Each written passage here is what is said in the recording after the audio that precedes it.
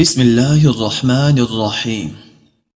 السلام علیکم معزز خواتین و حضرات، امید ہے کہ آپ خیریت سے ہوں گے اور ہماری دعا بھی ہے کہ اللہ کریم آپ کو سدا عافیت کے سائے میں رکھے۔ ناظرین مکرم، سب شادی شدہ جوڑوں کی یہ خواہش ہوتی ہے کہ اللہ پاک انہیں شادی کے بعد نیک اولاد ضرور عطا کرے، یعنی کہ اپنے خزانوں میں سے ہمیں اولاد عطا کرے۔ اور جن کی شادی کو 10 سال ہو گئے ہیں، 5 سال ہو گئے ہیں، 10 سال ہو گئے ہیں، 15 سال، جتنے بھی سال ہو گئے ہیں، لیکن ان کو مایوس نہیں ہونا چاہیے۔ ہمارے اللہ کے پاس دیر ہے، اندھیر نہیں ہے۔ اللہ پاک نے 10 سال بعد ان کو اولاد دی، 4 بیٹے دیے، جو کہ ہم نے ان کو وظیفہ بتایا تھا۔ ان لوگوں نے وہ وظیفہ کیا، اللہ تعالیٰ نے اسی سال 4 بیٹے عطا کیے۔ انہوں نے بیٹوں کے نام رکھے ابو بکر، عمر، عثمان اور علی۔ سبحان اللہ، اللہ سب کو اولاد دے، آمین۔ یہ رمضان المبارک کا وظیفہ ہے۔ آپ نے کرنا کیا ہے؟ یہ وظیفہ لا الہ الا اللہ محمد الرسول اللہ، کلمہ طیبہ کا وظیفہ ہے۔ انشاءاللہ اس وظیفے کے صدقے سے اللہ پاک آپ کو صاحب اولاد کر دیں گے۔ آپ نے وظیفہ کیا کرنا ہے؟ سب سے پہلے آپ نے سحری سے تقریباً 10 سے 15 منٹ پہلے اٹھ کر تہجد کی نماز ادا کرنی ہے۔ 2 رکعت تہجد کی نماز ادا کرنی ہے۔ جب آپ نماز سے فارغ ہو جائیں گے تو اس کے بعد آپ نے یہ وظیفہ کرنا ہے۔ وظیفہ کیا کرنا ہے؟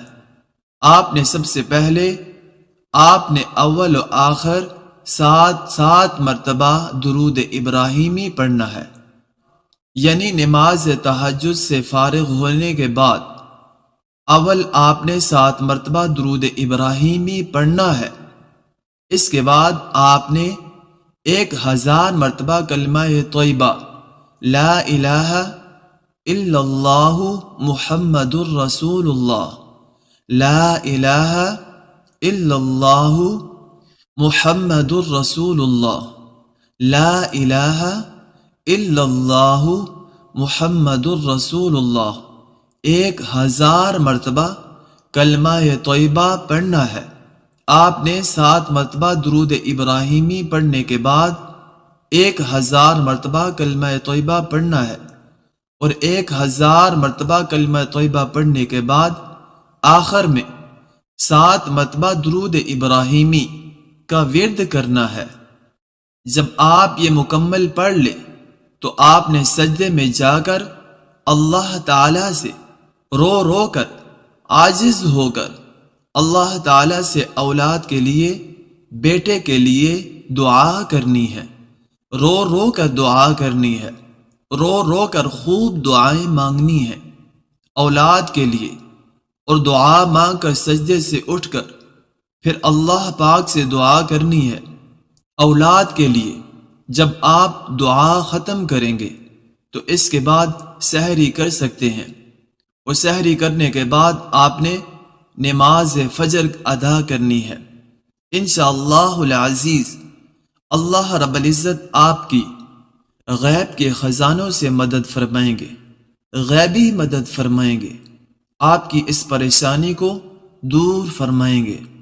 اللہ رب العزت سے دعا بھی ہے کہ اللہ رب العزت اس ماہ مبارک کے صدقے سے ہماری تمام حاجات کو پورا فرمائے، اور جتنے لوگ بیمار ہیں، جس بیماری میں مبتلا ہیں، اللہ رب العزت ان کو شفا کاملہ، عاجلہ، مستمرہ، دائمہ عطا فرمائے۔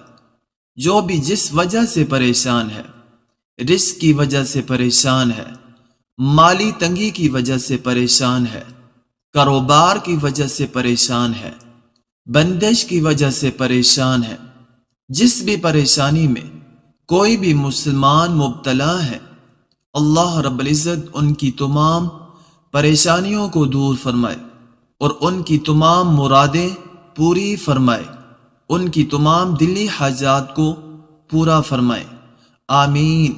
آخر میں آپ سے ایک چھوٹی سی گزارش کریں گے کہ اگر آپ ہمارے چینل قرآنک روشنی وظائف کی ویڈیو کو پہلی بار دیکھ رہے ہیں تو آپ نے چینل کو سبسکرائب نہیں کیا تو آپ سے گزارش کریں گے کہ چینل کو ضرور سبسکرائب کر لیجئے اور ساتھ ہی لگے بیل کے بٹن کو پریس کر لیجئے تاکہ آپ کو ہماری ہر نئی آنے والی ویڈیو آسانی سے ملتی رہے۔ اب آپ سے اجازت چاہیں گے، اپنا ڈھیر سارا خیال رکھیے گا۔ اللہ نگہبان۔